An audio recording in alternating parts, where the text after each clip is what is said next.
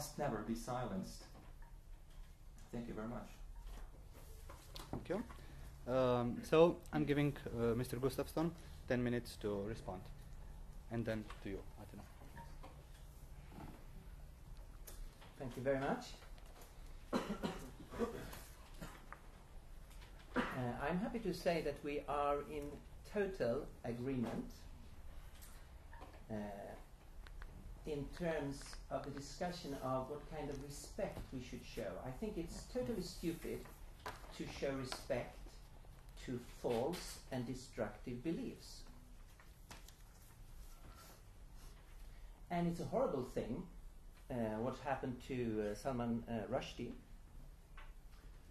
And in this matter, I can just agree.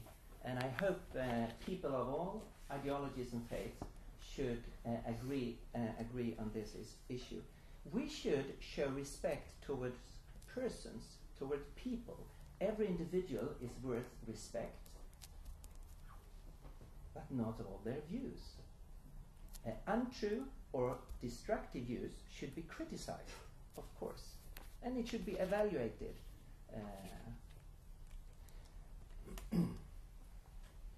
Then there are a number of other issues where we are not in agreement. I figured. And let me mention a few. Here was some other criticism of belief in God. The first criticism was that to believe in Zeus and to believe in God has the same status. And a lot of people in the new atheists would say to believe in Santa Claus and believe in God has the same status. No, I would say that is obviously false. It's a rhetorical effective way of communicating, but it's actually false. You can see it for a number of reasons. At no philosophical institution in the world are there serious research done on the existence of Zeus. On all philosophical institutions all over the world, there are heavy debate on the existence of God. It's two different questions. Zeus, by being a limited God, cannot be the ultimate explanation of everything. He needs an explanation, of course. The concept of God involves an unlimited God who does not need an explanation, which in himself is the explanation for everything else.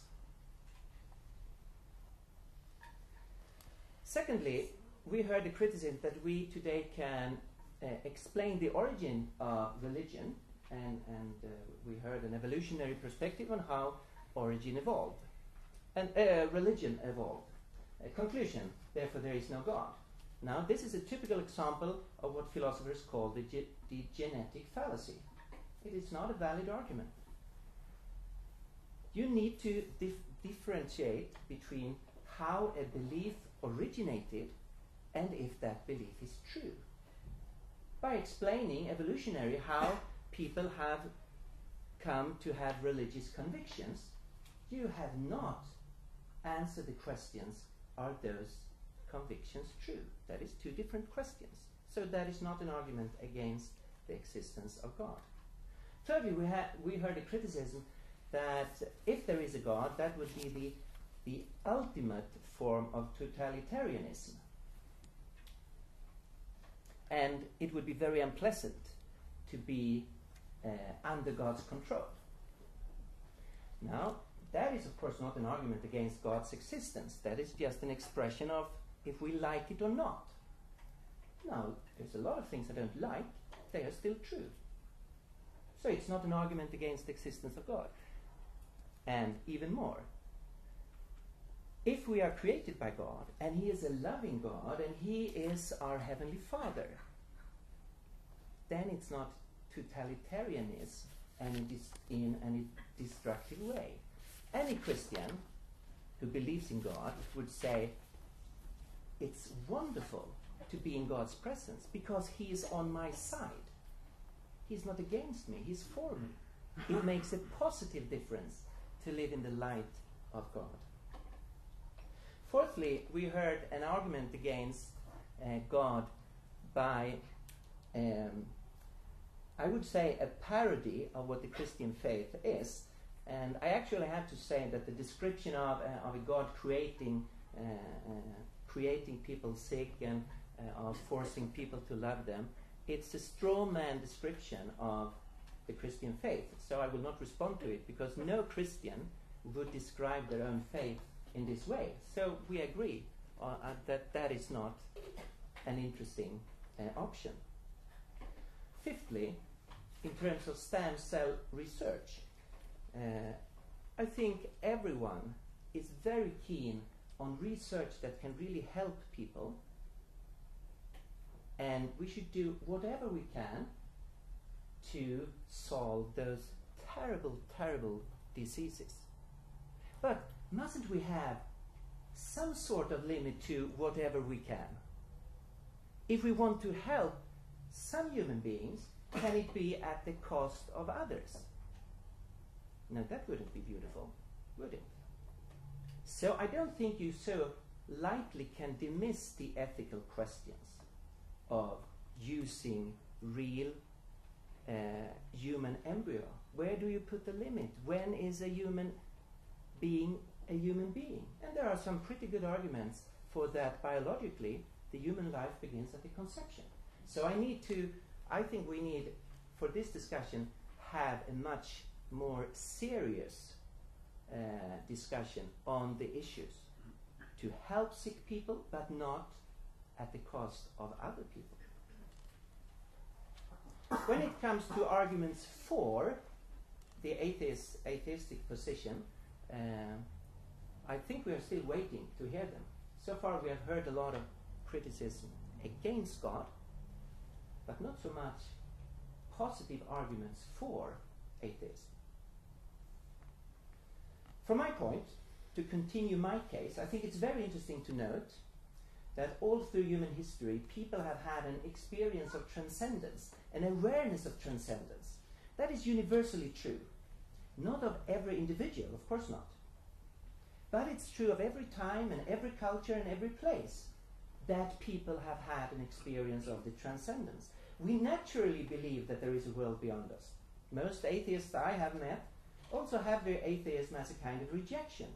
Earlier in their life they believed in God, but for some reasons, a number of reasons, they have abandoned their faith in God.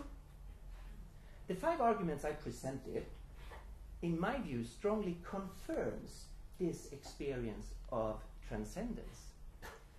The universe came to being. I think it's more reasonable to say it was created by God than that it came from nothing. There is an apparent design of the universe. I think it's much more reasonable to say this design is there because of an intelligence than to say because of chance.